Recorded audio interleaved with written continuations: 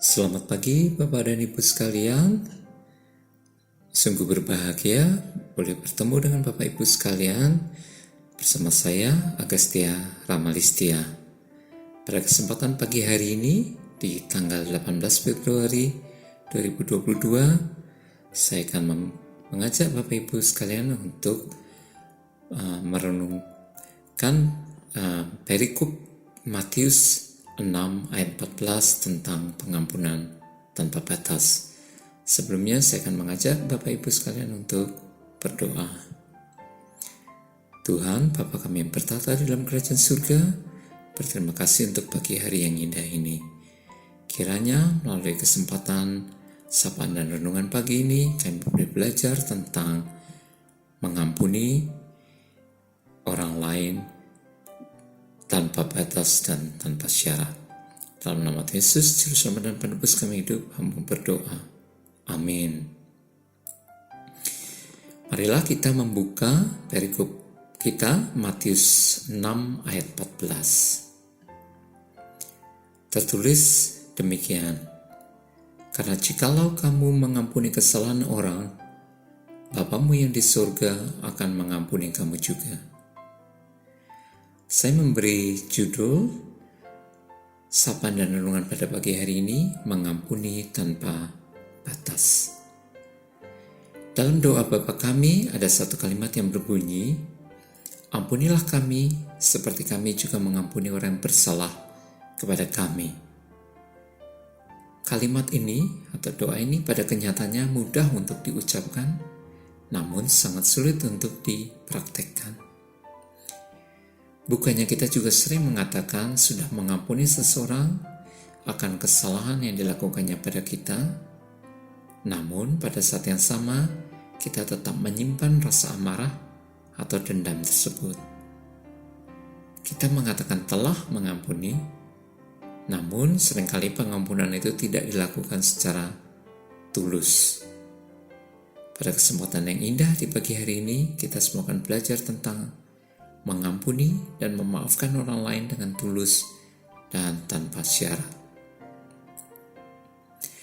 Bila kita mempelajari kembali doa yang diajarkan Yesus kepada para muridnya, maka menjadi kewajiban kita untuk terlebih dahulu mengampuni dan memaafkan kesalahan orang lain sebelum memohon pengampunan atas dosa dan kesalahan kita sendiri. Dengan kata lain, ketika kita memaafkan kesalahan orang lain, maka Tuhan Yesus juga akan mengampuni kita. Berdamai dengan orang lain menjadi salah satu persyaratan yang harus kita lakukan sebelum kita memohon kedamaian abadi dari Allah. Bahkan saat Petrus bertanya kepada Tuhan Yesus tentang berapa kali ia harus mengampuni saudaranya jika mereka bersalah kepadanya, Yesus menjawab, Aku berkata kepadamu, bukan sampai 7 kali, tapi 70 kali 7 kali. Tertulis dalam Matius 18 ayat 21 hingga 22. Apa makna yang sebenarnya dari permintaan Tuhan dalam perikop ini? 7 kali 7, 70 kali 7 kali hanyalah sekedar kiasan.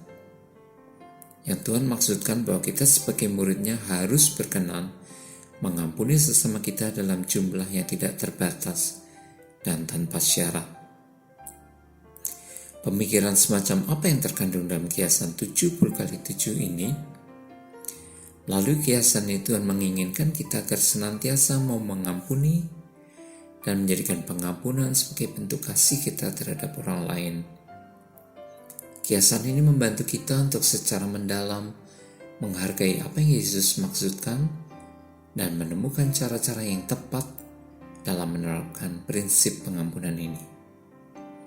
Kiasan ini juga membantu kita untuk memahami dengan jelas serta memberikan konsep yang tepat kepada orang lain, yaitu bahwa sebagai pengikut Kristus, kita harus belajar tentang pengampunan dan mengampuni orang lain berapa kali pun dan tanpa syarat, melainkan dengan sikap penuh toleransi dan pengertian terhadap sesama. Melalui firman Tuhan, yang kita pelajari pada pagi hari ini, kita mengerti bahwa Tuhan meminta kita untuk mengampuni orang lain tanpa syarat, tanpa batasan, dan memperlakukan hal mengampuni orang sebagai tanggung jawab kita. Bukannya mengampuni orang hanya sekedar di bibir saja atau lip service, tetapi tetap menyimpan kebencian di dalam hati kita.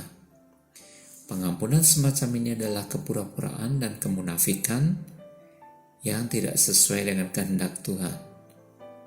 Memaafkan orang dengan tulus menuntut kita untuk mengesampingkan prasangka atau kebencian terhadap orang lain dari lubuk hati yang terdalam. Hanya dengan menerapkan dengan prinsip inilah, maka kita berkenan di hati Tuhan.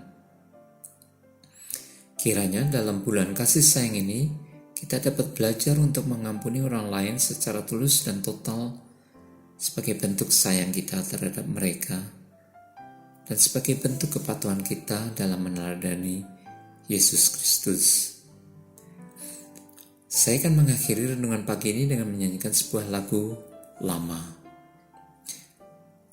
Mengampuni, mengampuni lebih sungguh, mengampuni, mengampuni lebih sungguh.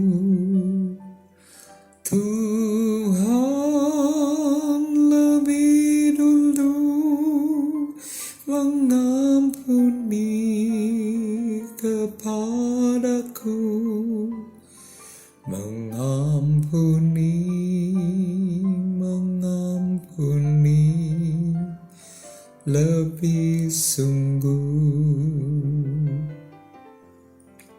Mari kita berdoa. Tuhan, Bapa kami yang bertata di dalam kerajaan surga, pada pagi hari ini kami boleh belajar tentang mengampuni. Kiranya kami boleh meneladani Tuhan yang lebih dulu mengampuni kesalahan kami, dan kiranya hal yang mudah diucapkan namun tidak mudah kami lakukan ini boleh senantiasa kami lakukan di dalam kehidupan kami, karena Tuhan yang lebih dahulu mengampuni kesalahan kami. Kami berdoa untuk hari ini, kiranya Tuhan memberkati, Tuhan memelihara, menjaga, dan melindungi kami. Di dalam nama Yesus, Juru Selamat dan Penebus kami hidup, hamba berdoa. Amin.